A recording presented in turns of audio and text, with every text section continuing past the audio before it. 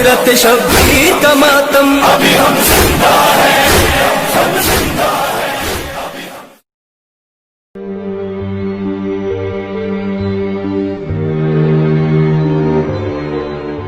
19वीं और 20वीं सदी में इस्लामी दुनिया में एक हलचल मची रही।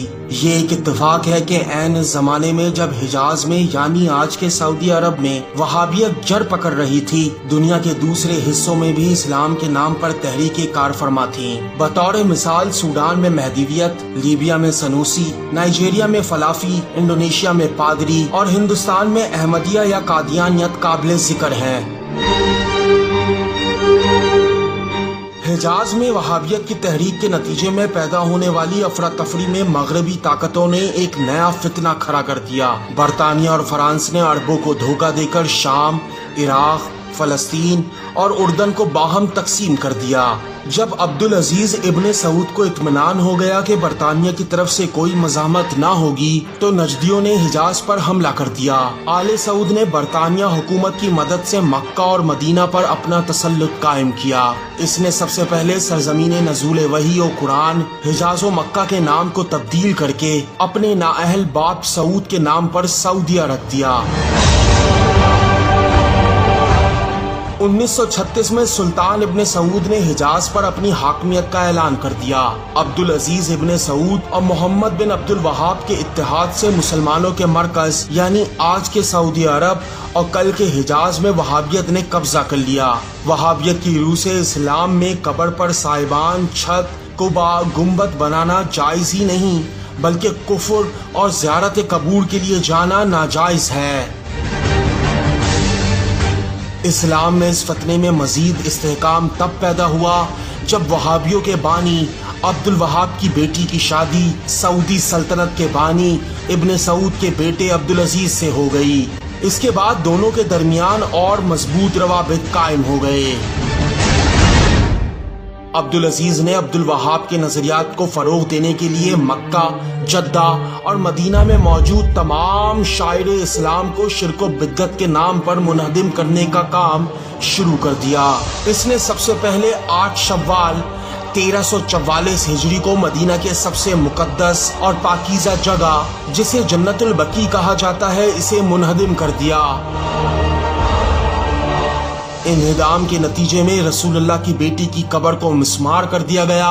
मुकद्दस कब्रों पर बिल्डोजर तक चलाए गए। इस काम में अब्दुल वहाब के ही जर खरीद मुफ्तियों ने फतवे दिए।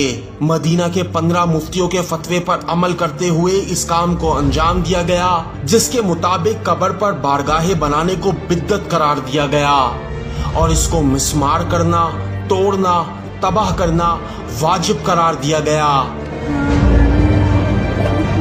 सऊदी अरब वो वाहिद रियासत थी जो बनी तो इस्लाम के नाम पर मगर मदद अल्लाह के बजाय बरतानिया से ली गई। क्या ये इंसाफ है कि आले सऊद के शहजादों के मकानात बुलंद व बाला हो लेकिन रसूल की बेटी की कब्र पर साया तक ना हो?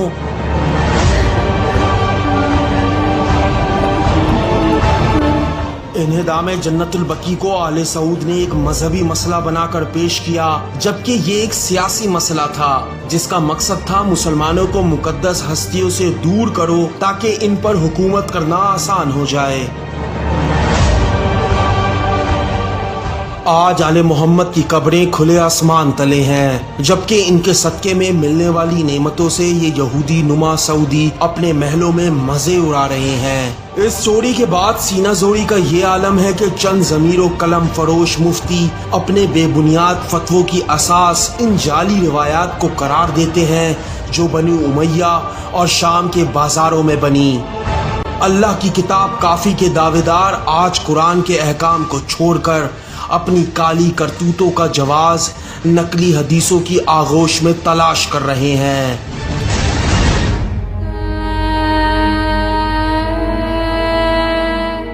आज भी रसूलुल्लाह की बेटी की कब्र नौहा कुना है। शहीद करबला इमाम हुसैन के भाई इमाम हसन के कब्र पर कोई साया नहीं। अलमदार करबला सरकार अबुल फजल की वालदा जनाबे उम्मुल बलीम की कब्र पर ज़ियारत पढ़ना सजा के मुतरादिफ है।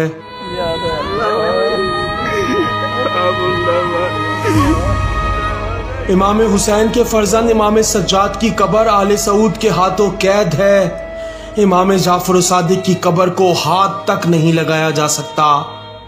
इमाम हुसैन के पोते इमाम हसन के नवासे इमाम बाकर मुसलमानों से सवाल कर रहे हैं कि क्या यही है अजर रिसालत।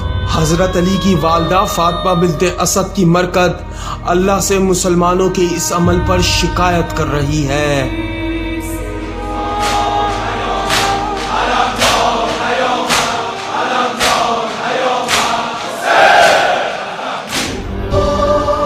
करबला उर्दू सिर्फ हरम मुकद्दसात के मुताबिक आपकी इस्लाह चाहता है। अगर करबला उर्दू का कोई नुमाइंदा आपसे कोई बात कहता है तो नुमाइंदे की तस्दीक के लिए करबला उर्दू के फेसबुक पेज से राब्ता करें। अब तक की पॉलिसी के मुताबिक करबला उर्दू माली ताउन की कोई अपील नहीं करता। अगर कोई शख्स आपसे माली ताउन या चंदा करबला उर्दू के नाम से वसूल करे तो हरगिज़ ताउन ना करें।